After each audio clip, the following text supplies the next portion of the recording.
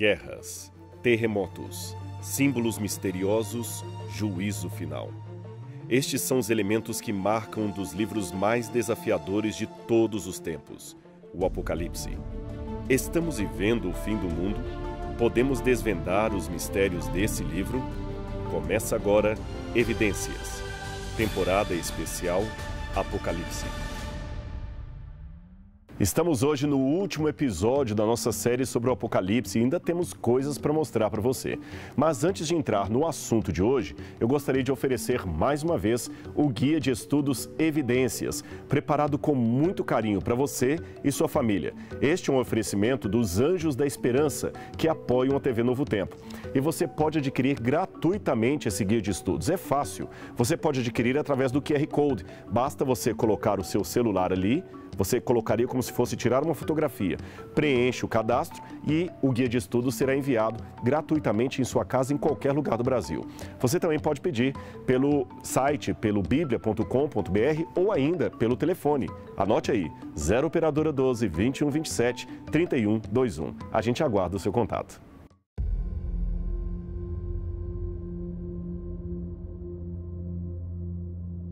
Em nosso último programa hoje, você verá como o Apocalipse dá o desfecho da história da humanidade.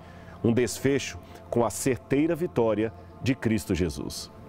Então, no programa que nós estamos começando agora, nós vamos ver o que acontece depois da volta de Cristo. Ou seja, Jesus volta em glória e majestade, os mortos em Cristo ressuscitam, os ímpios são destruídos por causa dessa grandiosa luz.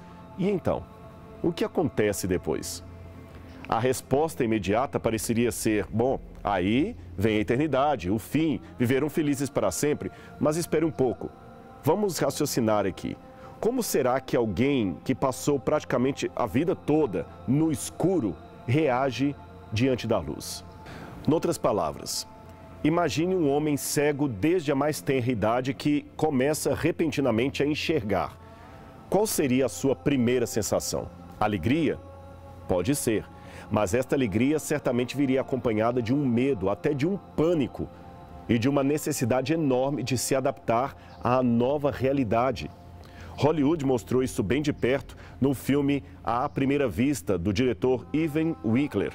O filme retrata a história verídica de Virgil Adamson, um americano que, devido a uma doença congênita, ficou totalmente cego ainda na infância. Depois de se tornar um adulto adaptado à sua deficiência visual, ele passa por uma intervenção cirúrgica e volta a enxergar.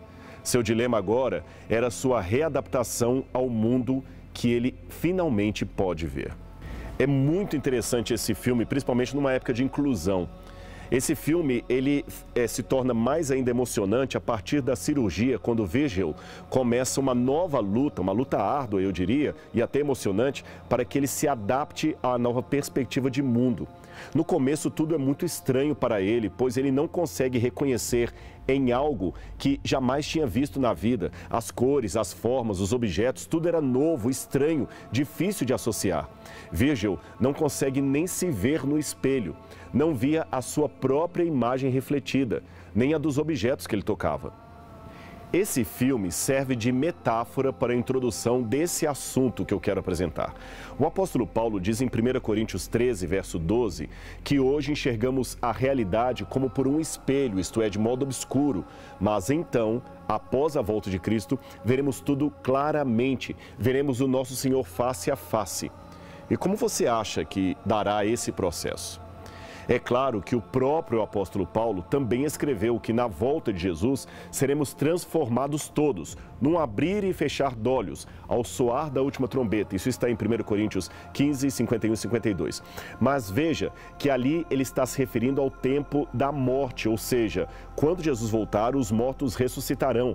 Mas para aquele que morreu, tanto faz ter ficado 1 minuto morto como 1000 anos, que tudo não passará de 1 segundo de inconsciência, de um literal abrir e fechar de olhos. É claro também que a transformação de nosso corpo será instantânea em termos de perder a corrupção que hoje nos acompanha e adquirir um corpo glorificado, mas isto não elimina o fato de que teremos que nos adaptar de certa forma à realidade celestial, assim como o cego da história que precisou se adaptar à situação agora de enxergar a luz. Veja, isto não significa de maneira nenhuma adaptar o caráter, porque a adaptação do caráter ao céu é uma obra da vida aqui neste mundo e se chama santificação, ou seja, aqueles que não tiverem um caráter adaptado ao reino de Cristo não poderão ir para lá. Mas elementos físicos, mentais, certamente precisarão de mais tempo para se adaptar. Você se lembra daqueles mineiros que ficaram presos numa mina no deserto de Atacama, no Chile, em 2010? Eles ficaram 69 dias a 700 metros de profundidade e, ao voltar à superfície, tiveram de usar por muitos dias óculos escuros especiais, pois a sua vista precisava se acostumar aos poucos à claridade. Eles não suportariam, de princípio, a luz natural de um dia sem nuvens. A mesma coisa acontecerá com a nossa chegada ao céu. Não que nós precisemos de óculos escuros, é claro. Mas veja, Apocalipse 22, verso 2, afirma que na nova terra, as folhas da árvore da vida serão para a cura dos povos. Mas espere um pouco. Que cura é esta, já que ninguém ficará doente? João tira esta imagem do livro de Ezequiel, capítulo 47, verso 12, que eu vou ler para você. E junto ao rio, à sua margem, de um e de outro lado, nascerá toda a sorte de árvore que dá fruto para se comer. Não cairá a sua folha, nem acabará o seu fruto. Nos seus meses produzirá novos frutos, porque as águas saem do santuário, e o seu fruto servirá de comida e a sua folha de remédio. Quando eu leio isto no Apocalipse, esta paráfrase de Ezequiel, eu percebo que no original grego está a palavra terapeia, que está traduzida por cura, mas também pode ter o sentido de nutrição, alimento, serviço. A ideia, portanto, é que à medida que os salvos comerem da árvore da vida, eles se libertarão das limitações físicas e mentais que séculos de pecado impuseram à humanidade, agora que eles estão sendo restaurados à imagem de Deus. Imagine por um instante a promessa bíblica de que os mortos em Cristo ressuscitarão. Você viu essas promessas nos programas anteriores. Imagine então por um instante uma mãe que perdeu um filho ainda bebê e tem a feliz oportunidade de recebê-lo com vida na manhã da ressurreição. Certamente será um encontro maravilhoso, fantástico, daquela mãe com aquele bebê. Mas veja, a criança ressuscitará como criança, não como um adulto feito. Logo, nos primeiros anos da eternidade, haverá no céu crianças, adolescentes, que crescerão à medida do tempo até atingirem a estatura completa da raça humana em sua glória antes do pecado. Aliás, Paulo fala de uma progressão nesse período celestial, até que todos cheguemos à unidade da fé e ao conhecimento do Filho de Deus, a homem perfeito, à medida da estatura completa de Cristo. Efésios 4, verso 13. Portanto, isto implicará em um desenvolvimento intelectual, em aprendizado de novos conhecimentos e, certamente, de uma adaptação àquela maravilhosa realidade da qual hoje nem fazemos ideia de quão perfeita será. Por isso, de acordo com o Apocalipse capítulo 20, haverá um período de 1000 anos que intermediam a volta de Jesus e a descida da Nova Jerusalém neste planeta. É neste aspecto que é importante salientar um outro detalhe muito importante desse milênio. É que muitos que ali chegarem ao céu, certamente vão ver entre os salvos aqueles que eles tinham certeza que encontrariam. Talvez um ente querido da comunidade ou mesmo um parente. Veja esse caso bíblico, que é diferente do que eu citei anteriormente. Quando Estevão morreu apedrejado, a última imagem que ele viu foi de um jovem chamado Saulo segurando a capa daqueles que o assassinavam. Saulo, nessa época, era inimigo ferrenho do cristianismo, apoiador da reprimenda aos cristãos. Mas ele se convertera depois da morte de Estevão, mudou o nome para Paulo e se tornou o maior pregador cristão de todos os tempos. Mais da metade do Novo Testamento é de sua autoria. E a maior cidade do Brasil recebeu o seu nome em homenagem a Paulo. Estou falando de São Paulo. Só que Estevão não teve contato com nenhuma dessas informações. Ele está morto, está em estado de inconsciência. Quando finalmente o seu corpo ressurgir do pó na volta de Jesus, o tempo para Estevão foi como um abrir e fechar de olhos, desde o seu apedrejamento até a volta de Jesus. Portanto, será uma surpresa para ele chegar ao céu e encontrar ali, em posição de destaque, um dos maiores opositores da sua fé. É claro que não haverá ódio, ressentimentos, mas esta nova realidade não é algo instantâneo, demanda tempo de adaptação e Deus sabe disso. Aliás, Ele não somente sabe, como respeita a nossa condição e a considera apropriada. Afinal de contas, Deus poderia ter criado a humanidade completamente pronta, mas preferiu fazer um casal apenas fisicamente adultos e dar-lhes a ordem para que crescessem, multiplicassem. Isto envolve um progresso, um amadurecimento. E por que no céu seria diferente? É nesse tempo que teremos a oportunidade de participar do julgamento de Deus, examinando os livros e conhecendo cada motivo das decisões divinas. Veja o que diz a Bíblia. E vi tronos, e assentaram-se sobre eles, e foram-lhes dado o poder de julgar. E vi as almas daqueles que foram degolados pelo testemunho de Jesus e pela palavra de Deus, e que não adoraram a besta nem a sua imagem, e não receberam o sinal em suas testas, nem em suas mãos. E viveram e reinaram com Cristo durante 1000 anos. Apocalipse 20, verso 4. Ao comentar sobre certos litígios entre irmãos que buscavam juízo externo para resolver problemas de dentro da igreja, Paulo escreveu o seguinte: não sabeis que os santos hão de julgar o mundo? Ora, o mundo deve ser julgado por vós. Sois porventura indignos de julgar as coisas mínimas? Não sabeis vós que havemos de julgar os anjos? 1 Coríntios 6, 2 a 3.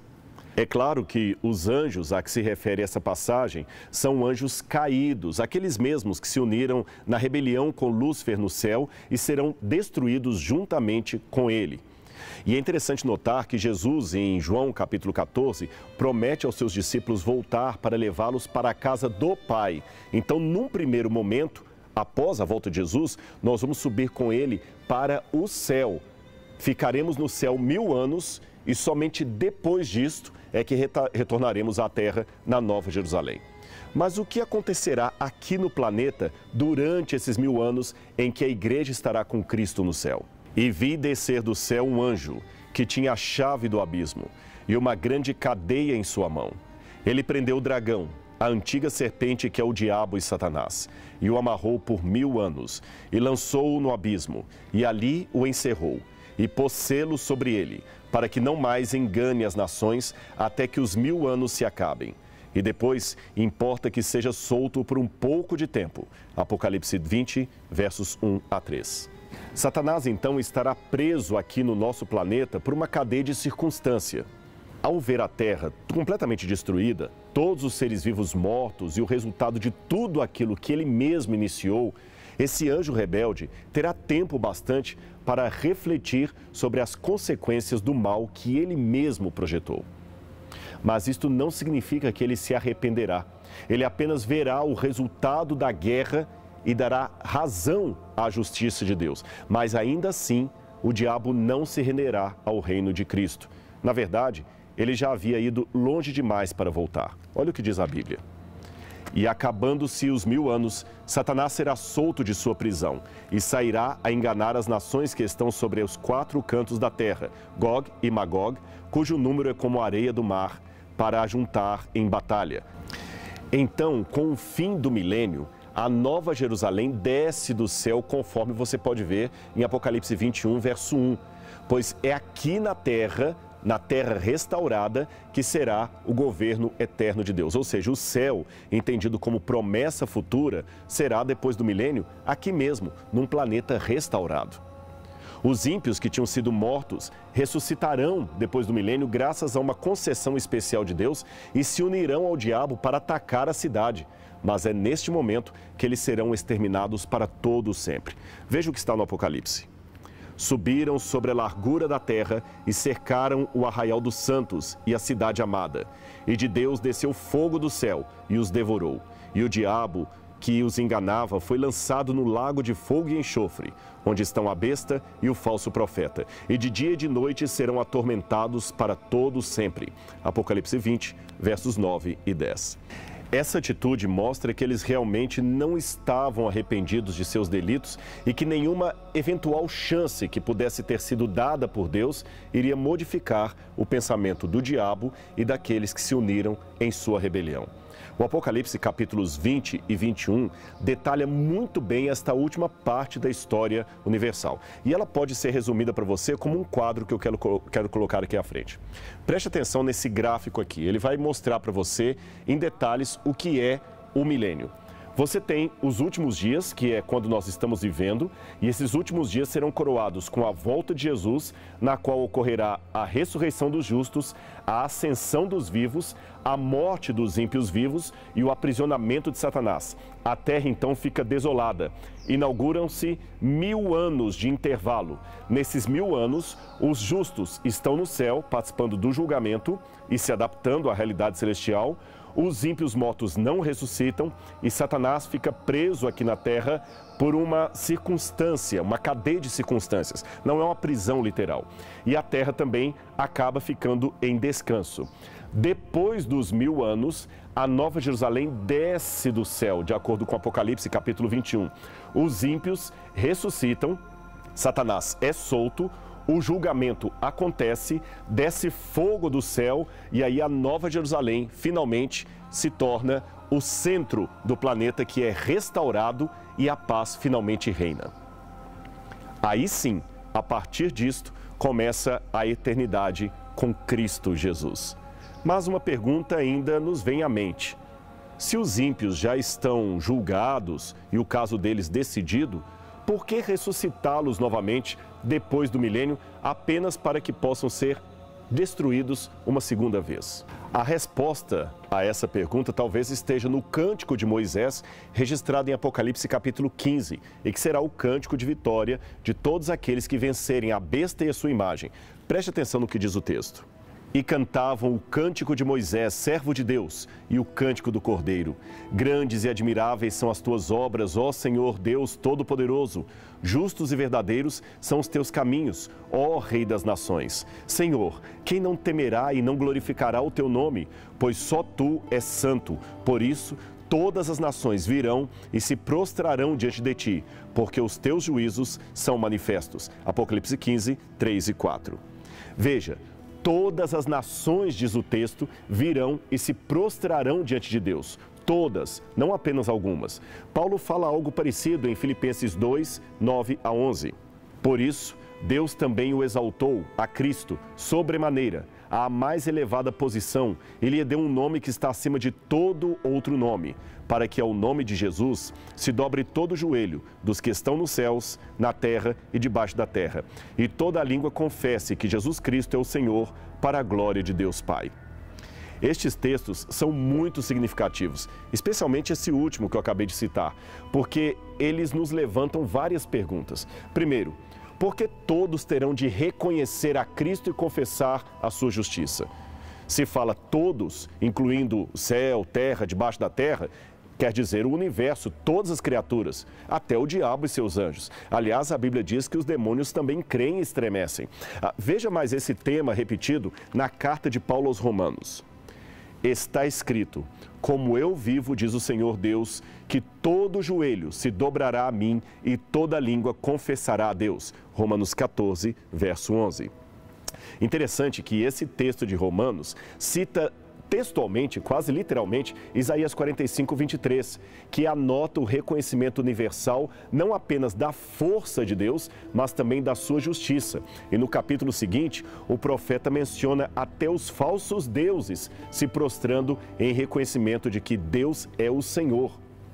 Mas por que Deus precisaria da confissão de ímpios, de ídolos e até de demônios? Narcisismo divino? Creio que não.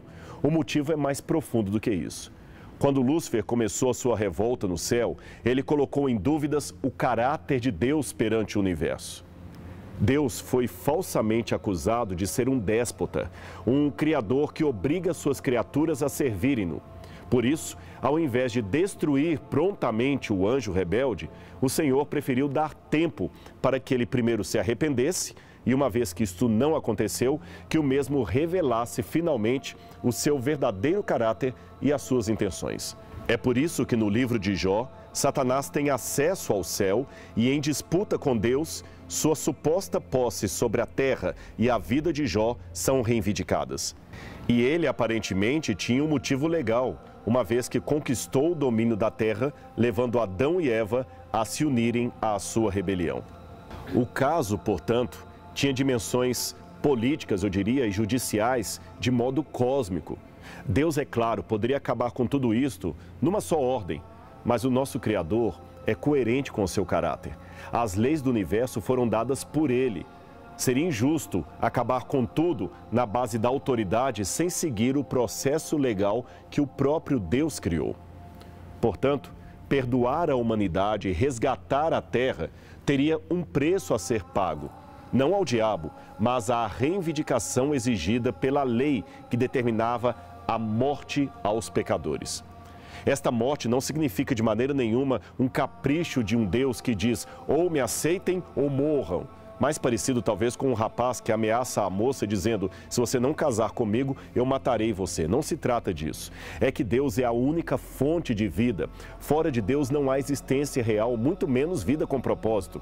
Portanto, quando Deus disse ao casal: no dia em que dele comerdes do fruto, certamente morrereis, é como se a água dissesse ao peixe: no dia em que desistir de viver em mim, você, peixe, morrerá, porque peixe só vive dentro da água, não fora dela.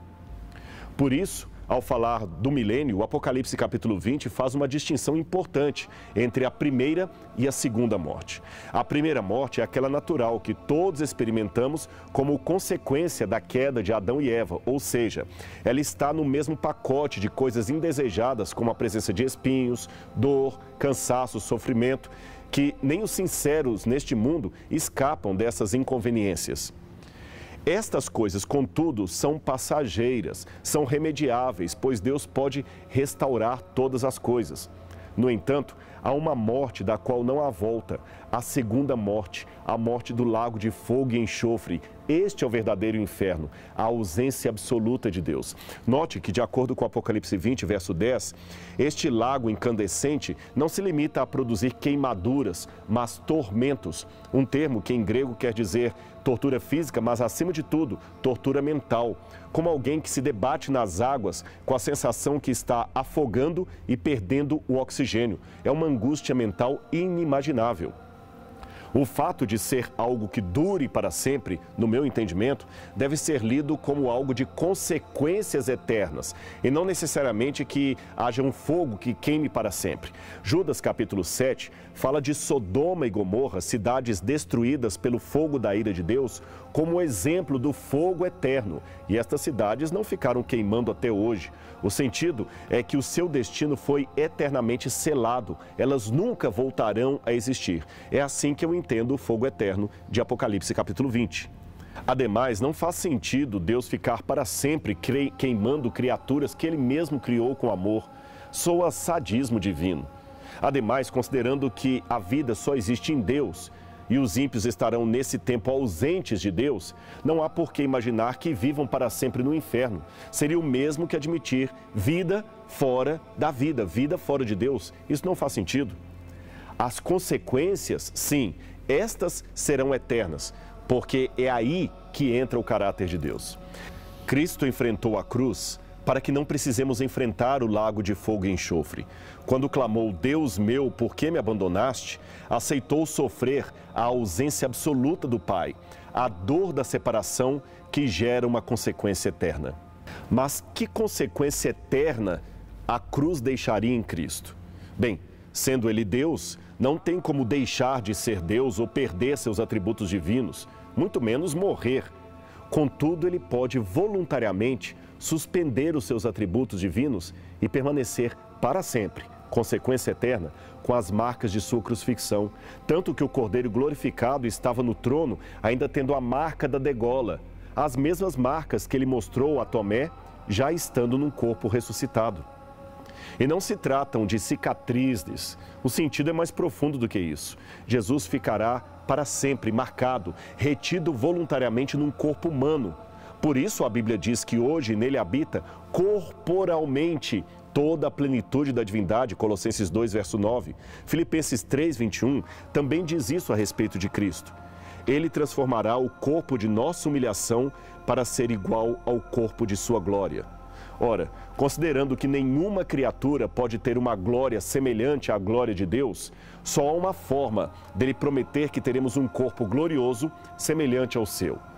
Se ele se humilhar e descer ao nosso nível. E foi isto que Cristo fez e que Paulo chama de esvaziamento de sua divindade em Filipenses 2, 5 a 11. Vamos ler juntos esse texto que é muito bonito.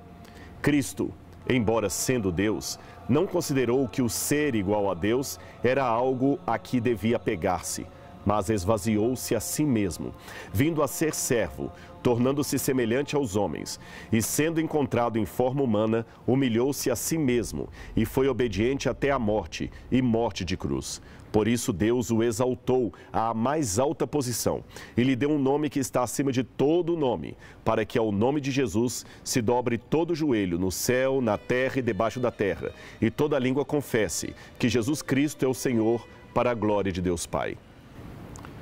É por isso que o Pai dá a Jesus um nome que está acima de todo nome. Embora, por definição, isto seria sem sentido, uma vez que, sendo Deus, não teria por que atribuir a Cristo o título de Deus. Não se dá um título honoris causa de médico para um profissional de saúde que já é formado em medicina e possui o seu CRM.